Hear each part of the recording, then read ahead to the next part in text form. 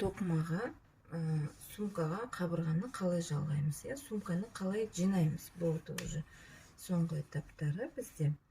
Міне ең бірінші тоқыманың оң жағын өзіңізге қаратасыз, теріс жағын қарама-қарсы жаққа. Боковушка сондай тоже. Бұда екеуін бір-біріне теріс жағы қарап тұру керек. Міне ең бұрышындағы петляға кіргіземіз крючокты. И міне жібімізді шығарамыз осыдан.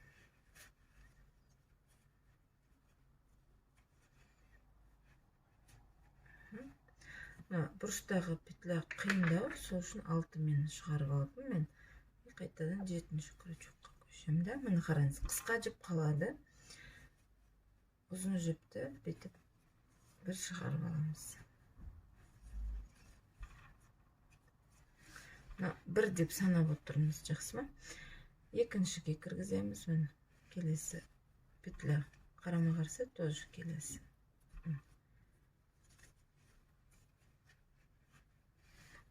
Шығарамыз да жіпті, тағы бір шығарамыз. Столбик без накида емес, бұл просто соединительный столбик. Көрдіңіз бе? Екі, үшіншісіне.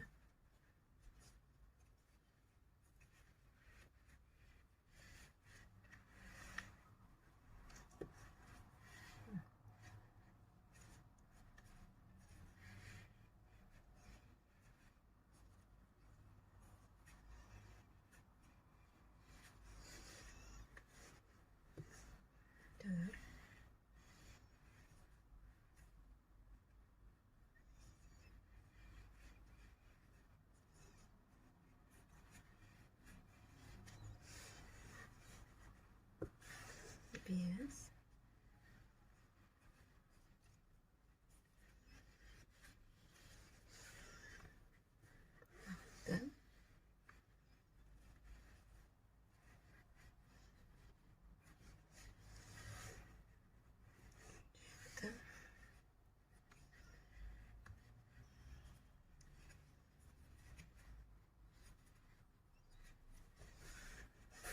Сегіз.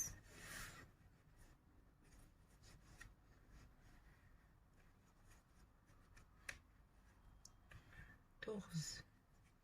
Ең қабырғаның ең соңы, 19.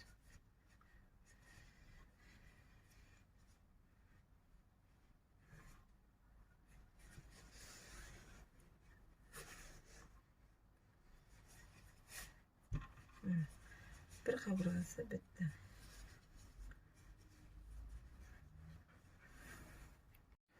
Міне қыздар, бір қабырғасын 9 тоқыдық, енді сіз мына беттің алыңызда 9 петля санап бір белгі қойып қойыңыз. Сол жерге қазір шатысып кетпес үшін қараңыз. Петля санаймыз. 1 бұрышынан бастап. 2, 3, 4, 5, 6, 7, 8, 9. 9-шысы петля. 1, 2, 3, 4, 5, 6, 7, 8, 9. Арғарай. Арғарай тура осылай кете береміз. Ешқандай өзгеріс жоқ. Санап отырмыз просто. Бір петляға екеу кетіп қалмасын, келесісіне кіргіземіз.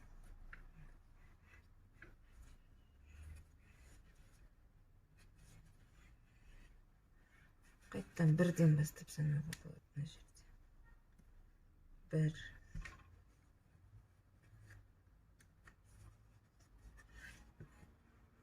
Асты бұл. 2. 3.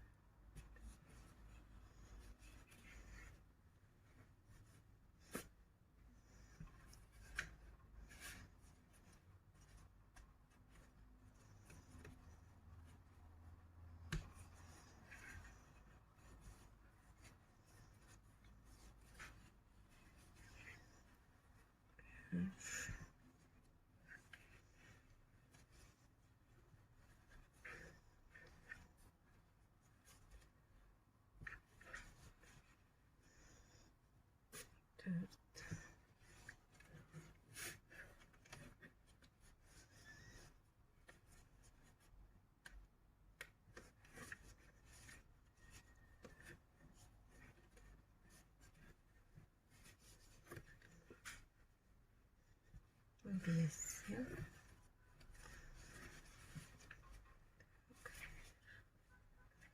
Без. Асты осы 5 петля болды бізде. Енді мына жақтан 5-ші петляға тағы белгі қоямыз. 9 болды, иә. 1, 2, 3, 4, 5.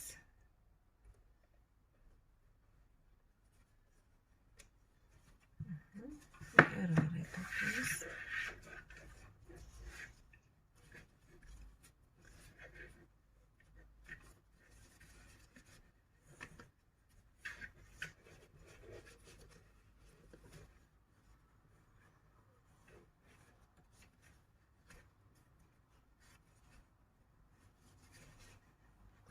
Bir,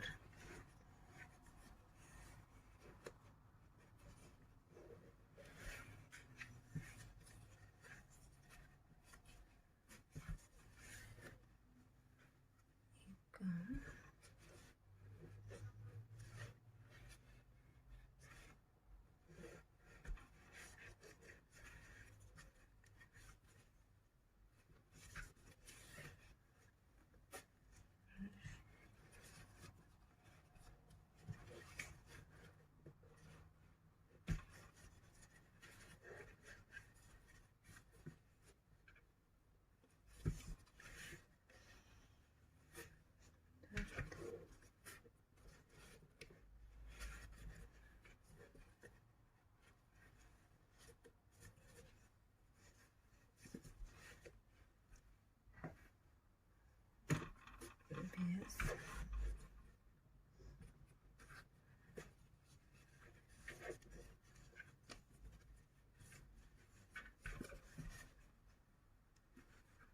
Так.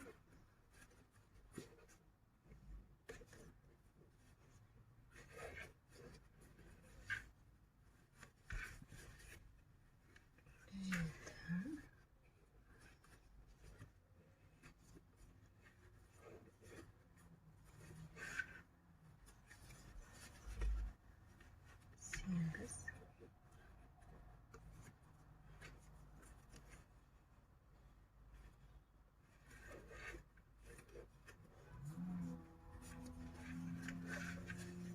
Тоғыз.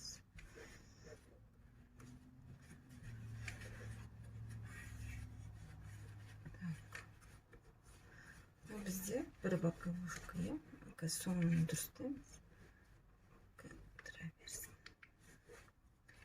9, иә, мына жер. 9-ға бір белгі қояйық. 1, 2, 3, 4, 5, 6, 7, 8, 9.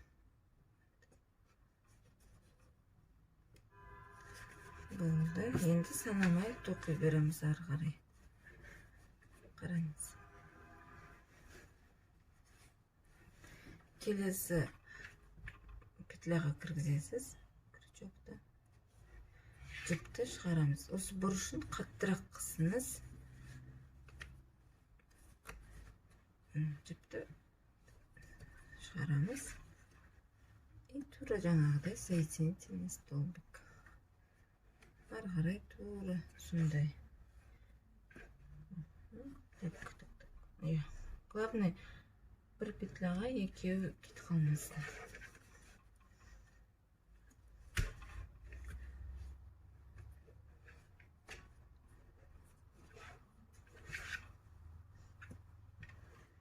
Осылай, мына кіргіздіңіз, жіпті шығардыңыз, тағы бір шығардыңыз.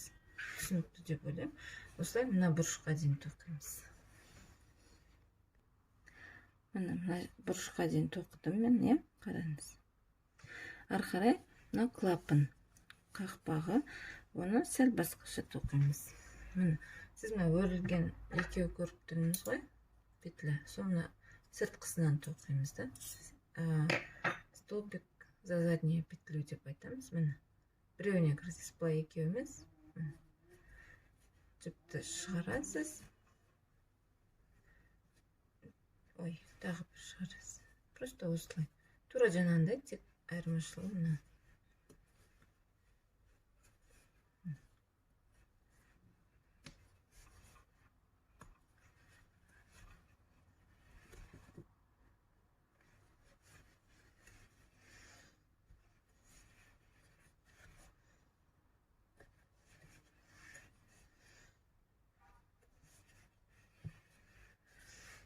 осылай сыртқы жарты петлядан мына жерге дейін тоқисыз да. И вот мына белгіге дейін мына жерді тоқыдық қой, тура солай тоқимыз. Екеуінен кіргізіп полустолбик. Жақсы ма? Сосын мына жерге келгенде қайтадан соединение жасаймыз.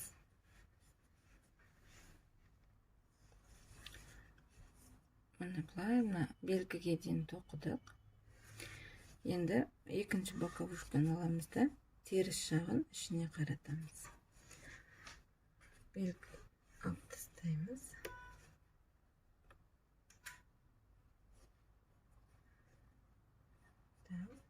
Кіргіздік. Бұрышына, ең бұрышында кіргіземіз.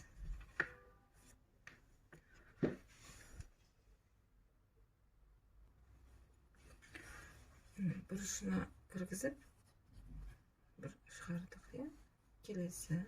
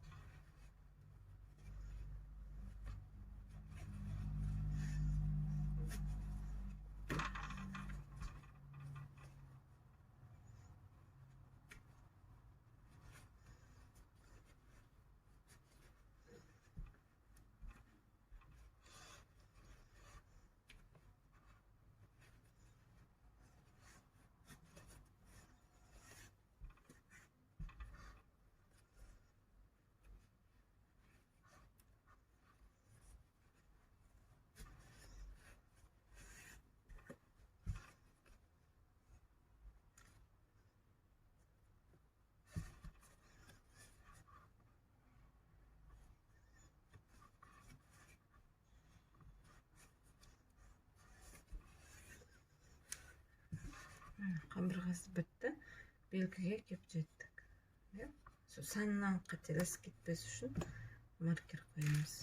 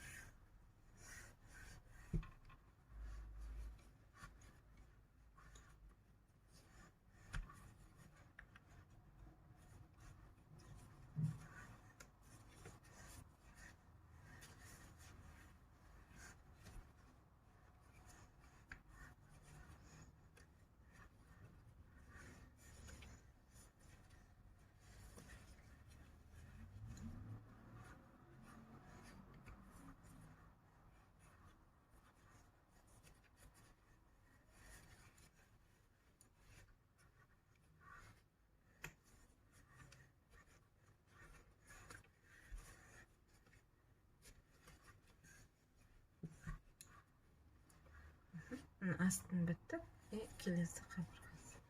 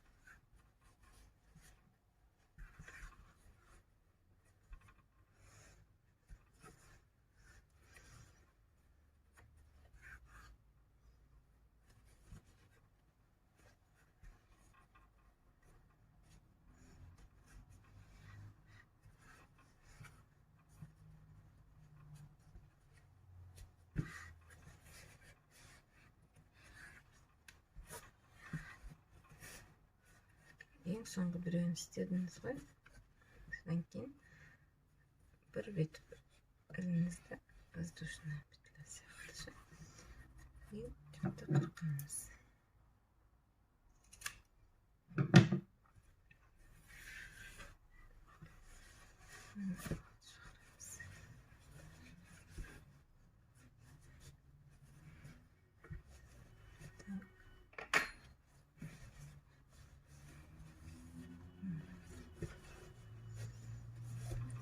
Сумканың негізі дайын болды. Қазір фурнитураларын қойып и ручкасын кигіземіз болды. Фурнитура қалай қоямыз, я? Пока қоя тұрайық. Замок таңдағанда маңызды нәрсе бар да. Тереңдігі бар ғой, сол кішкене тереңірек и кеңдеу болу керек. Жарай ма? Себебі трикотажды жіп қалың ғой, соған сыю керек та. Міне ашамыз бірінші, үстін орнатамыз бірінші. Астын қойамыз да.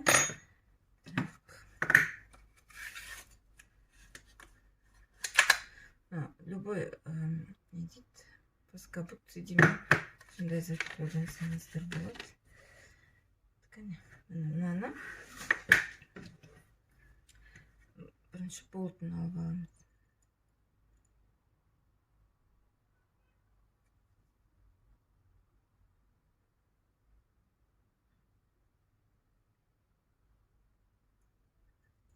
Шурупын жоғалтып алмаңыздар. Себебі жоғалтсаңыздар бір замоктікі біреуіне келмей қалады да көбінесе. Таппай қаласыздар.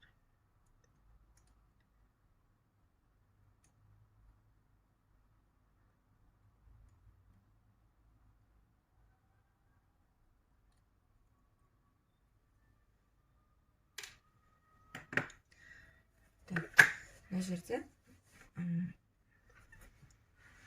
клапанды санаймыз.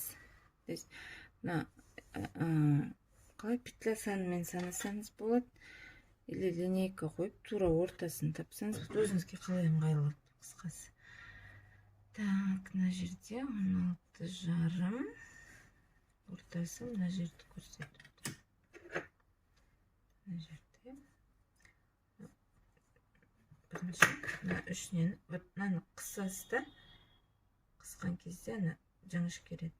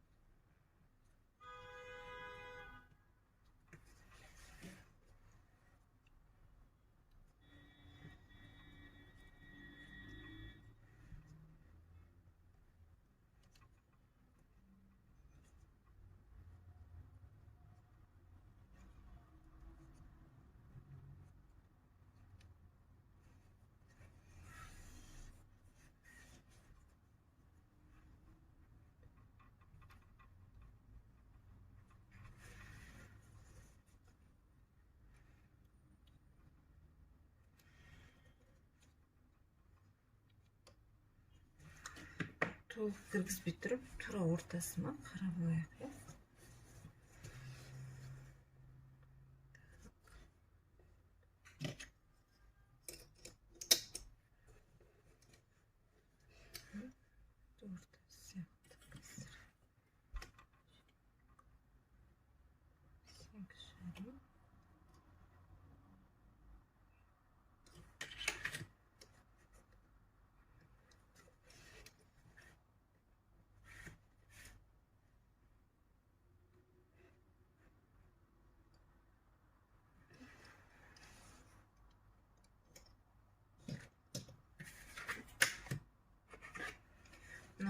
қараңыз, жанынан қарағанда мына бос тұр асты, көрдіңіз бе? Соның бәріне кіргізуіміз керек. Мына әйтпесе түсіп қалу қаупі бар кейін.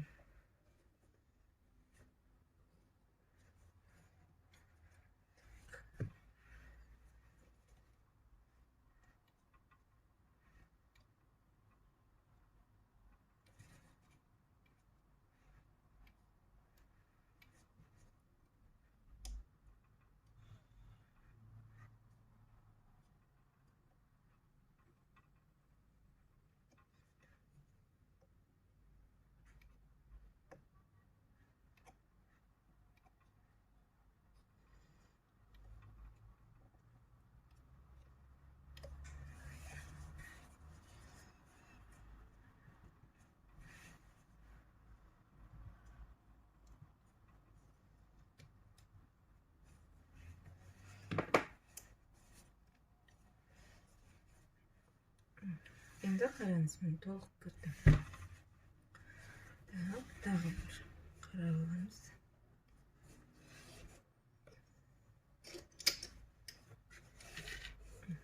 Ортасында тұр, замок. Шығарамыз да. Шуруппен бұрасақ болады, или ең соңынан артынан бұрасақ болады. Тұра берсін бұқа. Так, енді астын.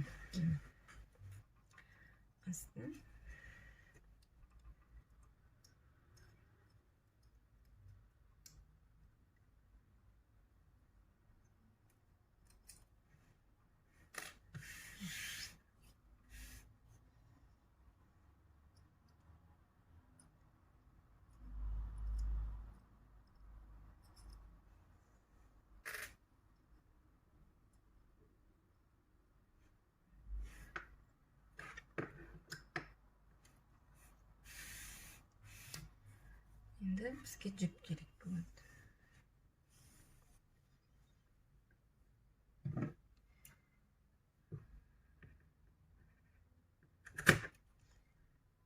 Примерно былай екеу қырқамыз да.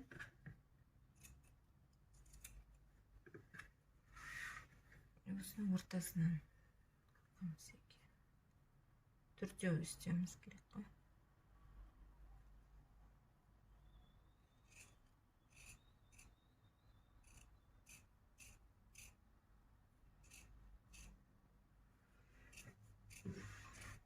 Осылай екеуін қырқамыз.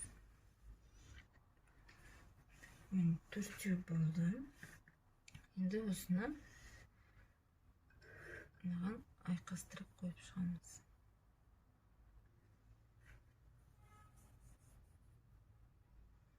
Ішіне 2, 4.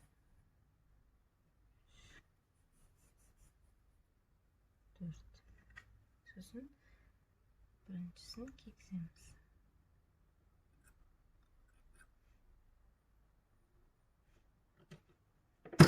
Ой.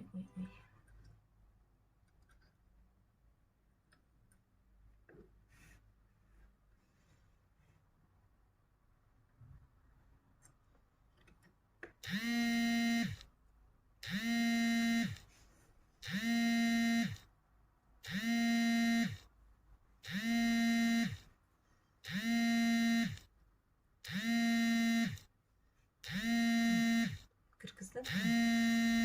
Қатты жармаймыз.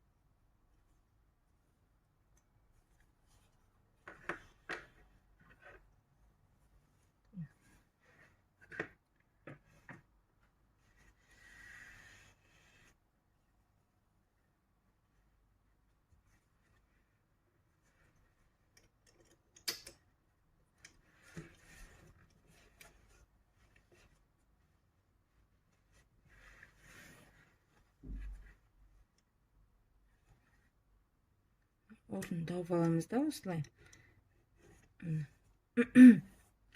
И мына жіптерді ішіне кіргіземіз.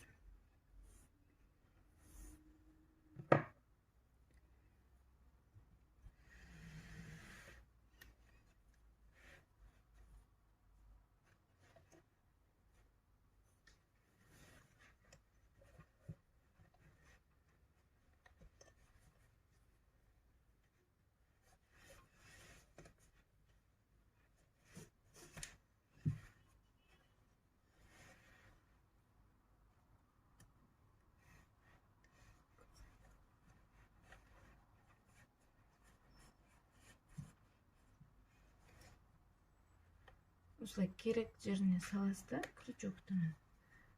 И мына төрт жағын кіргізіп аласыз ішіне. Хорошо? Мына қыздар төрт жағын кіргіздім мен, и іші былай болады да. Сосын сіз қарама-қарсы жіптерді байлайсыз. Мына екеуін бір-біріне, мына екеуін бір-біріне ішінен тартасыз. Қатты қисық болып қалмау керек. Бір рет байлаңыз да, бір тексеріп алыңыз.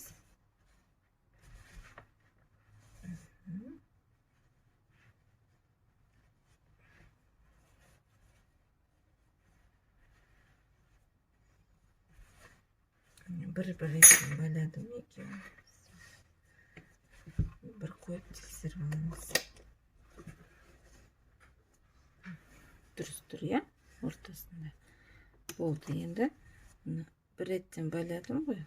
Соны тағы бір-екі реттен өзіңізге қалай ыңғайлы солай байлап шығыңыз, түсіп қалмас үшін.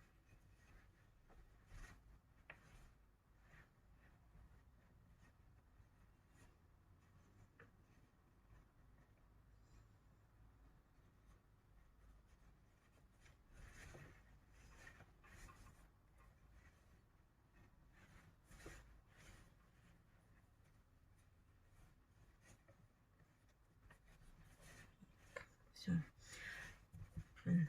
Екі реттен байладым.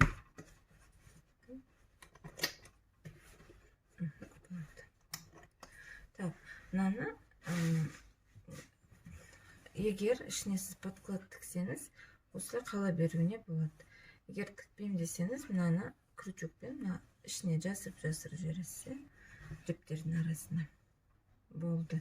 Мына шурупын бұраймыз енді мына жерін. Сосын ручкасын кигіземіз.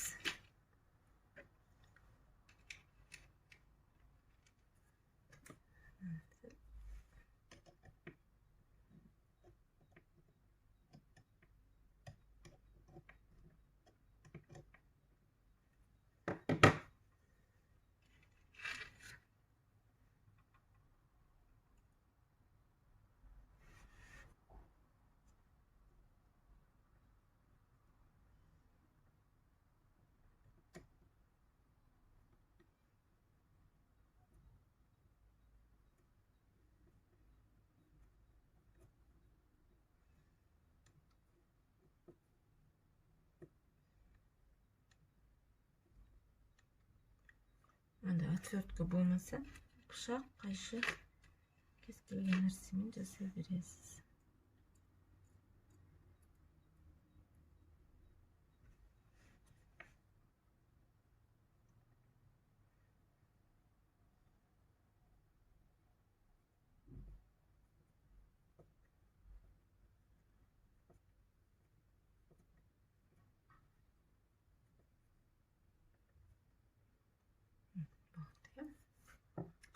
Так, енді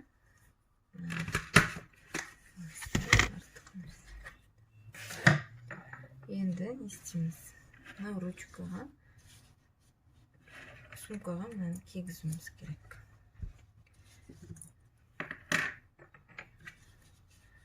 Ручканы аламыз.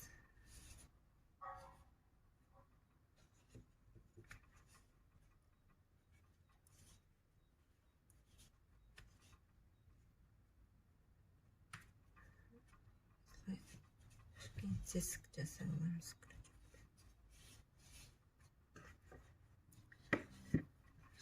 Мынаны жауып, мына жер бар ғой, соның тура ортасын тауып аламыз. Қай петлялар бізде ортасы болады, иә? Так, 1, 2, 3, 1, 2, 3, 4, 5 пен 6, кажется.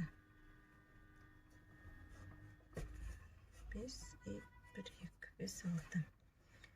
Ортасын тауып аласыз да, визуально көзбен. Екі петля или 3 петля карабиніңізге сыйғанына байланысты. Кольцо карабин деп аталады. Так, мына менде ең кішкентай размері.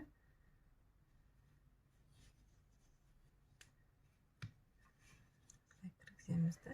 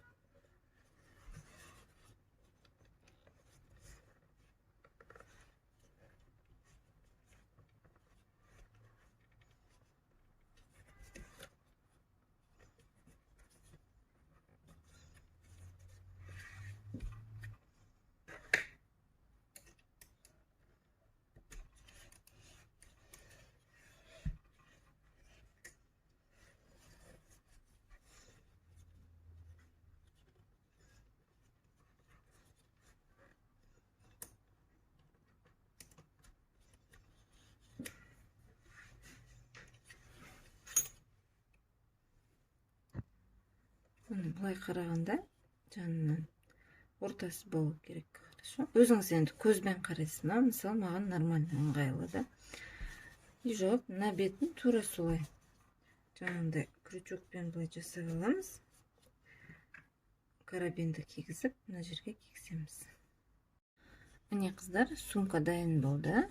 Ручкасын қойдық. Осындай. И мына жасыл сумка.